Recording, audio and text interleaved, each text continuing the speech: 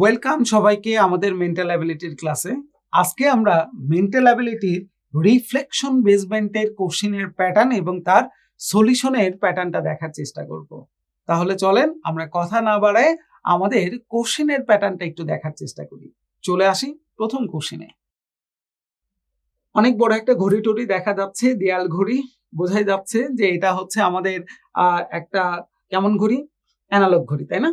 এখন কোশ্চেনের কথা হচ্ছে যে একটি দেয়াল ঘড়ির দর্পণ চিত্র নিম্নরূপ। দর্পণ চিত্র মানেটা কি? দর্পণ চিত্র মানে হচ্ছে একটা দেয়াল ঘড়ি যদি আপনি ডিরেক্ট না দেখে সেই দেয়াল ঘড়ির রিফ্লেকশন পড়লো একটা আয়নাতে, আপনি আয়নাটার দিকে তাকায় যদি ঘড়িটা দেখেন তাহলে সেটা চেহারাটা হচ্ছে এইরকম দেখা যায়। তাহলে এখন কোশ্চেন যে ঘড়িতে সময় কতটা দেখাচ্ছে এটা বের করে। আমাদের একদম সহজ সাপটা যেটা ব্যাপার আছে সেটা হচ্ছে এই কোশ্চেনগুলো যখন কোনো একটা কাগজের ভিতরেই তো আমাদের কি করা থাকে, প্রিন্ট করা থাকে, তাই না? আমরা মজার যে প্যাটার্নটা করি সেটা হচ্ছে যে ঠিক এই পেজটাকে উল্টা দিক করে আলোর সামনে দিয়ে ধরলেই বোঝা যায় সেখানে আসলে কতটা বাঁচতেছে অরিজিনালি। এটা হচ্ছে সহজ উপায় একটা, যে যদি কখনো কোনো কোশ্চেন আপনার আয়না বেসমেন্টের হয়ে থাকে তাহলে সেই কোশ্চেনটা কি করবেন, আপনি উল্টা দিক করে ধরবেন হচ্ছে আলোর দিকে, তাহলেই দেখতে পারবেন যে সেখানে কয়টা বাজে। এখন পরের কথা যদি এমন হয় যে আমি পরীক্ষার হলে এইভাবে কোশ্চিন উপরের দিকে উঠাবো, যে টিচার বা যে স্যার ম্যাডাম হচ্ছে গার্ড দিচ্ছে উনি তো এটাকে নাও মেনে নিতে পারে, উনি এটাকে তো হয়তো বলতে পারে যে না আপনি এটা কেন করতেছেন, এইভাবে আপনি তো কোশ্চিন উপরে উঠাইতে পারবেন না। হ্যাঁ, তখন কোশ্চিন হচ্ছে আমি এবার কি করব, আমাকে তো ক্যালকুলেশন করে বের করতে হবে। তাহলে প্রথম কথা হচ্ছে এটা যে এখন ঘড়িতে কয়টা দেখাচ্ছে সেটা আগে বের করেন, পরেরটা পরে। আমরা যদি নর্মালি চিন্তা করি, আমরা জানি এটা কয়টা, এটা হচ্ছে 3, এটা হচ্ছে 9, এটা হচ্ছে 6 আর এটা হচ্ছে 12 এর ঘর, তাই না? তাহলে এই ঘড়িতে এখানে হচ্ছে 3টা হইলে এটা 4টা, এটা হচ্ছে 5টা। এটা কিন্তু এখনো 5টা বাজেই নাই। এটা হচ্ছে কতটা? 55। তার মানে আমরা নর্মালি যদি এই ঘড়িটা হইতো তাহলে আমরা বলতাম এখন বাজে হচ্ছে 4:55। এটাই আমরা বলতাম যে 4:55 বাজে, তাই না? কিন্তু সমস্যাটা হচ্ছে আমরা যেটাকে 4:55 বলছি সেটা তো আসলে অরিজিনাল ঘড়ি নয়। এটা হচ্ছে আপনি আয়নাতে দেখার পরে বলতেছেন। তাহলে এখন আমি কি করতে পারি? এখন মজার যে ব্যাপারটা হচ্ছে আয়না দেখেন আর বাস্তব দেখেন। আপনি কি করবেন? আপনি হচ্ছে 12টা থেকে এই সময়টা অর্থাৎ 4টা কত ছিল? 55, এই সময়টা বাদ দিবেন। বাদ দিলে যা পাবেন সেটাই হচ্ছে আপনার অ্যান্সার। এখন সেটা আয়না থেকে আপনার বাস্তব বলুক বা বাস্তব থেকে আয়না বলুক। এখন অনেক সময় এরকম হয় যে 0 থেকে 55 কেমন করে বাদ দিব? একটা ঝামেলার মধ্যে পড়ে গেলাম। ছোটবেলার মতন করে এখান থেকে 1 ঘন্টা এখানে ধার নেন, নিলে কত আসবে? 60। তাহলে 60 হলে 55 বাদ দিলে কত থাকবে? 5 থাকবে। এখানে তখন হয়ে গেল কত? 5। আমি 12 থেকে 5 বাদ দিলে কত আসবে? 7। তাহলে আমরা বাদ দিলে কত পাচ্ছি? 7টা 5। তাহলে এই যে 7টা 5 পাইলাম, এখন এটাই হচ্ছে আমাদের জন্য অ্যান্সারটা। এখন যদি এই বিয়োগে ঝামেলাটা বেঁধে যায় তাহলে সহজ কথা একটা মনে রাখেন, সেটা হলো 11টা 60 থেকে আপনি এই 4:55 বাদ দিয়ে দেন, কাহিনী শেষ। তাহলে দেখেন আমি 60 থেকে 55 বাদ দিলে কত থাকে? 5। 11টা থেকে যদি 4 বাদ দিই তাহলে কত থাকে? 7। তার মানে অ্যান্সার হচ্ছে 7টা 5। কোশ্চেনের অ্যান্সার সেম আসবে, শুধু চিন্তাটা আমি 12টা না বলে বললাম 11টা 60। এখন যদি কোশ্চেন আপনাকে এরকম বলে যে একটা ঘড়ি বাস্তবে দেখা যাচ্ছে বাজে হচ্ছে 5:15, সহজ কথা, তাহলে কোশ্চেন এটা যদি আয়নাতে দেখা হয় তাহলে কয়টা বাজবে? এরকম কোশ্চেন এরা যেমন দিল হচ্ছে আয়না থেকে বাস্তবে, অনেক সময় এরকম কোশ্চেন দিয়ে দেয় যে বাস্তবে আপনি ঘড়িতে দেখতেছেন কয়টা বাজে? 5:15। তাহলে বলেন তো যে এই ঘড়িটা যদি এখন আমি আয়নাতে দেখতে চাই তাহলে সেখানে কয়টা বাজবে? একই কথায় প্যাটার্নের কোনো পরিবর্তন হবে না। 11টা 60 থেকে এই সময়টা বাদ দিয়ে দেন। 11টা 60 থেকে আমরা বাদ দিয়ে দিব হচ্ছে 5:15। তাহলে আমরা এখানে যদি বাদ দিয়ে দেই কত থাকতেছে? 45। 11 থেকে 5 বাদ দিলে থাকবে হচ্ছে কত? 6।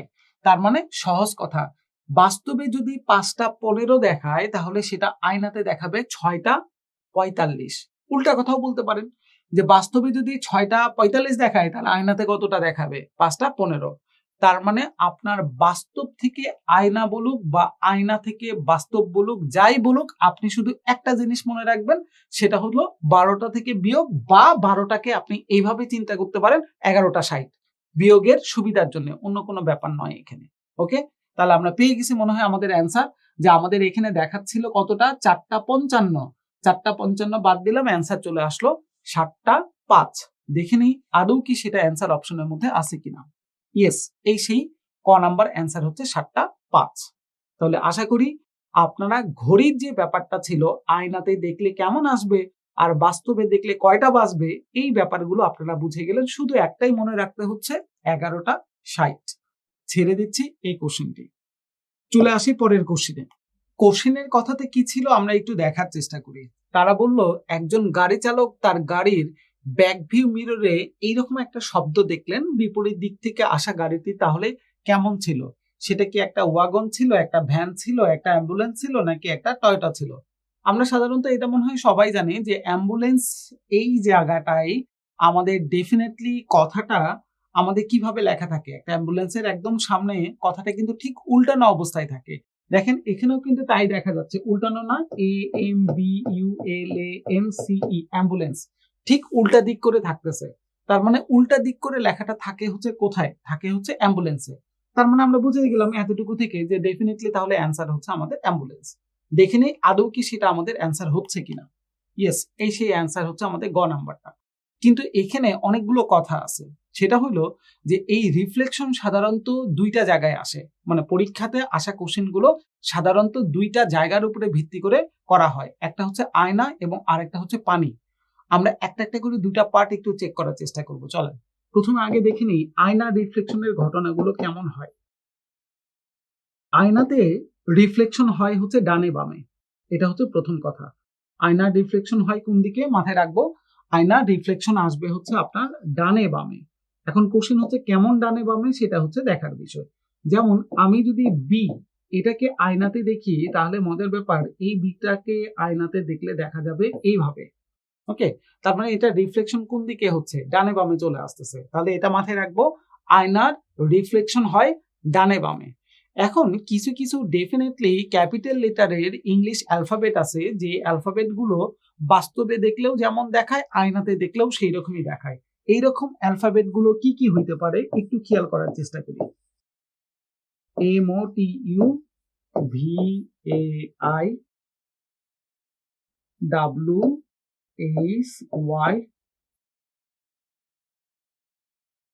এই অ্যালফাবেট গুলো, এই অ্যালফাবেট গুলো একটু মনে মনে দেখেন, ডানে বামে যদি আপনি উল্টানোর চেষ্টা করেন, ডানে বামে উল্টান, ডানে বামে টি, ডানে বামে ইউ, ডানে বামে VAI, ডানে বামে উল্টান WHY, ডানে বামে এক্স, ডানে বামে, দেখেন কোনো পরিবর্তন হয় না, সেম থাকে।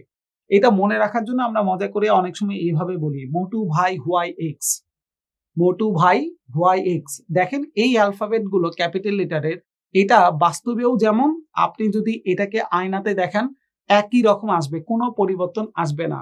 তাহলে মাথায় রাখেন যে কোন কোন ইংলিশ ক্যাপিটাল লেটারের অ্যালফাবেট গুলো বাস্তব এবং আয়নাতে একই রকম দেখাবে। মনে রাখার জন্য আমরা কি বললাম, মোটু ভাই হোয়াই এক্স, মোটু ভাই হোয়াই এক্স, এই অ্যালফাবেট গুলো সেম থাকে। কিন্তু এখন সমস্যাটা বেঁধে যায় যে যদি কোনো শব্দ আমি আয়নাতে দেখতে যাই তাহলে সেটা কিভাবে পরিবর্তন আসে। এবার একটু দেখার চেষ্টা করেন। আমরা এবার শুধু অ্যালফাবেট না, শব্দ নিয়ে কাজ করছি। যেমন আমরা ABC, এই শব্দটা ধরেন ABC, এটা একটা শব্দ। এই শব্দটা যদি আমি এখন দেখতে চাই আয়নাতে তাহলে সেটা কিভাবে দেখাবে, এটা দেখাবে প্রথমে সি আসবে, তারপরে আসবে হচ্ছে বি, তারপরে আসবে হচ্ছে এ, এরকম করে। অর্থাৎ এটা একটু মাথায় রাখবো যে যদি আমি কখনো কোনো শব্দ আয়নাতে দেখতে যাই আমার পজিশন চেঞ্জ হয়ে যাবে। প্রথমটা দেখাবে শেষে আর শেষেরটা দেখাবে কোথায়, প্রথমে, মাঝেরটা তো ডেফিনেটলি ঠিক পজিশনেই থাকবে। তার মানে আমরা একটু এইভাবে মাথায় রাখবো, শব্দ আয়নাতে দেখলে দুটা জায়গায় পরিবর্তন। কোন কোন জায়গায়, প্রথমটা হচ্ছে পজিশন পরিবর্তন হবে। পজিশন মানে শেষেরটা চলে আসবে প্রথমে, তারপরেটা এখানে, তারপরে প্রথমটা চলে যাবে একদম লাস্টে, পজিশন চেঞ্জ। আর 2 নাম্বার হচ্ছে তাদের চেহারা পরিবর্তন হবে। চেহারা পরিবর্তন মানে হচ্ছে ডানে বামে আপনার পরিবর্তন হয়ে যাবে। দেখেন সি পজিশন চেঞ্জ হইলো, আবার হচ্ছে এখানে কি হয়ে গেল, চেহারা পরিবর্তন। বি আসলো, আমাদের চেহারা পরিবর্তন। এ আসলো, চেহারা পরিবর্তন।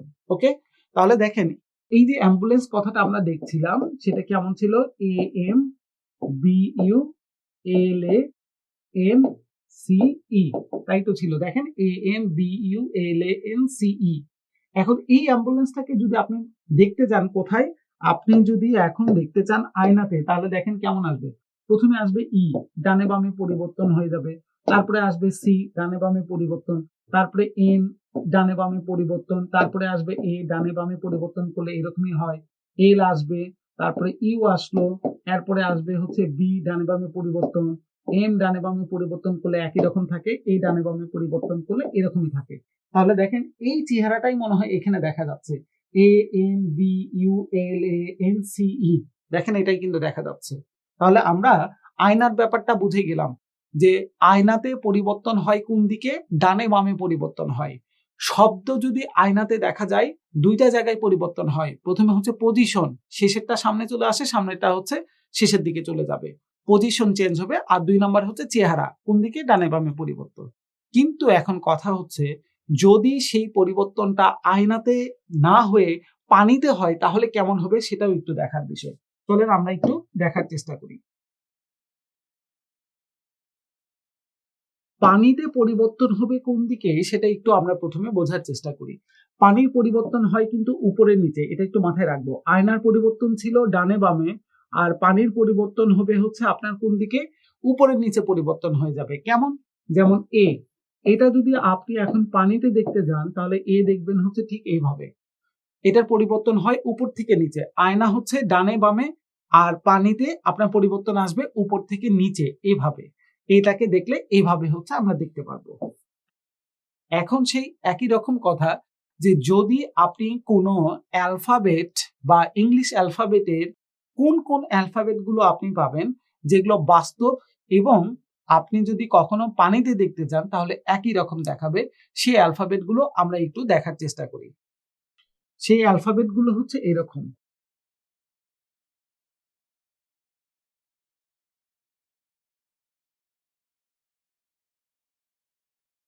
অ্যালফাবেট গুলো দেখেন এইচ আই, এইচ উপর থেকে নিচে উল্টান, দেখেন একই রকম, আই উপর থেকে নিচে একই রকম, বি উপর থেকে নিচে, সি, ডি, ই, ও, কে, এক্স, এগুলো দেখেন একই রকম দেখাবে। এটা মনে রাখার জন্য আমরা এইভাবে বলি হাই বিসিডি ওকে এক্স। পানির জন্য হচ্ছে হাই বিসিডি ওকে এক্স, আর আয়নার জন্য কি ছিল, মোটু ভাই হোয়াই এক্স। মোটু ভাই হোয়াই এক্স ছিল আমাদের কিসের জন্য, আয়নার জন্য। আর পানির জন্য আমরা এইভাবে মনে রাখবো হাই বিসিডি ওকে এক্স। পানির পরিবর্তন হয় কোন দিকে, উপর থেকে নিচে। তাহলে এবার একটু এটাও একটু খেয়াল করি যে আমি যদি কোনো শব্দ, এবার আমরা কাজ করতেছি কাকে নিয়ে, শব্দকে নিয়ে। কোনো শব্দ যদি আমি পানিতে দেখতে যাই তাহলে সেটার পরিবর্তন হবে কিভাবে। দেখেন আয়নাতে পরিবর্তন ছিল শব্দ দুই জায়গায়, পজিশন, চেহারা। আর পানিতে কোনো পজিশনে পরিবর্তন হবে না। আপনি প্রথমে যে শব্দটার অক্ষর দেখতে পারবেন, অ্যালফাবেট দেখতে পারবেন, পানিতেও যদি আপনি রিফ্লেকশন ফেলেন প্রথমে এটাই দেখতে পারবেন। তার মানে পানিতে আপনার পজিশনের পরিবর্তন হয় না। কিন্তু যদি আপনি কোথায় যাইতেন, আপনি যদি যাইতেন আয়নাতে তাহলে পজিশনের পরিবর্তন হয়ে যাইতো। তাহলে এ দেখবো হচ্ছে আমরা উপরে নিচে এরকম করে, বি উপরে নিচে আসলে এইরকমই দেখাবে, সিটা আসলে হচ্ছে একদম হচ্ছে আপনার এইরকম নয়, ধরেন হচ্ছে এই প্যাটার্নের এইরকম আছে সিটা, এটাও আপনি দেখবেন যে ওই একই রকমই দেখাবে উপর থেকে নিচে চেঞ্জ হইলে। তার মানে এবিসি আমরা যদি পানিতে দেখি তাহলে জিনিসটা এইভাবে দেখাবে। তাহলে আমরা এখান থেকে বুঝে গেলাম আয়না এবং পানি এই দুইটা জায়গার মধ্যে মূল পার্থক্যটা আসলে কোথায় ছিল। আয়না ছিল ডানে বামে পরিবর্তন, আর পানিতে হচ্ছে উপরে নিচে। শব্দ আয়নাতে দেখলে ছিল হচ্ছে তার পজিশনের পরিবর্তন, চেহারার পরিবর্তন, দুইটা জায়গার পরিবর্তন। আর যদি শব্দ আমরা দেখি হচ্ছে পানিতে তাহলে সেখানে পজিশনের কোনো পরিবর্তন হয় না, শুধু চেহারাটার পরিবর্তন হয়ে যায়। আশা করি এই অংশগুলো মনে রাখলে এই ধরনের যে কোনো কোশ্চেনের অ্যান্সার খুব সহজেই কিন্তু আমরা দিতে পারবো। তাহলে আমরা আজকের মতন এই ক্লাসটা এখানেই শেষ করছি। আল্লাহ হাফেজ। সবাই ভালো থাকবেন, সুস্থ থাকবেন।